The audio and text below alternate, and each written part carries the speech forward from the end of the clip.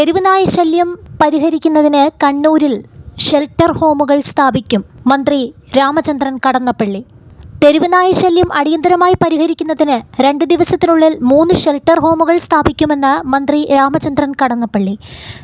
നഗരത്തിൽ അലഞ്ഞുതിരിയുന്ന നായ്ക്കളെ പിടികൂടി ഇവിടേക്ക് മാറ്റുമെന്നും മന്ത്രി പറഞ്ഞു. കണ്ണൂർ കോർപ്പറേഷനിൽ 2ഉം കന്റോൺമെന്റ് പരിധിയിൽ 1 ഷെൽട്ടർ ഹോമുകളാണ് സ്ഥാപിക്കുക.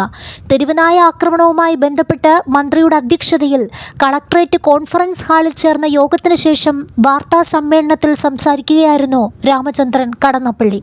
കണ്ണൂർ ജില്ലയിൽ തെരുവുനായ ശല്യം രൂക്ഷമാവുകയും ഒട്ടേറെ പേർക്ക് നായയുടെ കടിയേൽക്കുകയും ചെയ്ത സാഹചര്യത്തിൽ ജില്ലാ പഞ്ചായത്ത്, കോർപ്പറേഷൻ, കന്റോൺമെന്റ് എന്നിവയുമായും പോലീസ്, മൃഗസംരക്ഷണം, ആരോഗ്യം ഉൾപ്പെടെയുള്ള ബന്ധപ്പെട്ട വകുപ്പുകളുമായും നടത്തിയ ചർച്ചയുടെ അടിസ്ഥാനത്തിലാണ് അടിയന്തരമായി 3 ഷെൽട്ടർ ഹോമുകൾ സ്ഥാപിക്കാൻ തീരുമാനിച്ചതെന്ന് മന്ത്രി പറഞ്ഞു. ഷെൽട്ടർ ഹോമുകളിലേക്ക് നായകളെ മാറ്റുകയും പേവിഷബാധ പ്രതിരോധ കുത്തിവയ്പ് നൽകാനും തീരുമാനിച്ചു.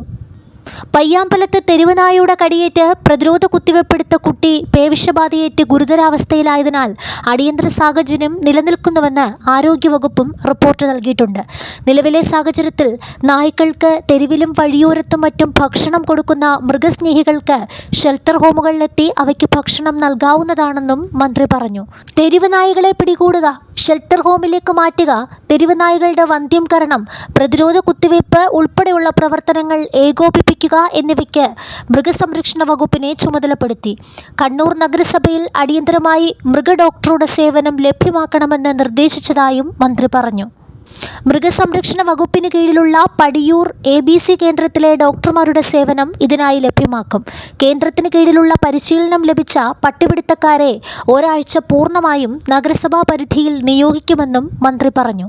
കന്റോൺമെന്റ് പരിധിയിൽ വരുന്ന ഭാഗങ്ങളിൽ അലഞ്ഞുതിരിയുന്ന അക്രമകാരികളായ തെരുവുനായകളെ പിടികൂടി അവിടെ സ്ഥാപിക്കുന്ന ഷെൽട്ടർ ഹോമിൽ പാർപ്പിക്കുന്നതിന് കന്റോൺമെന്റ് CEOയ്ക്ക് നിർദ്ദേശം നൽകി.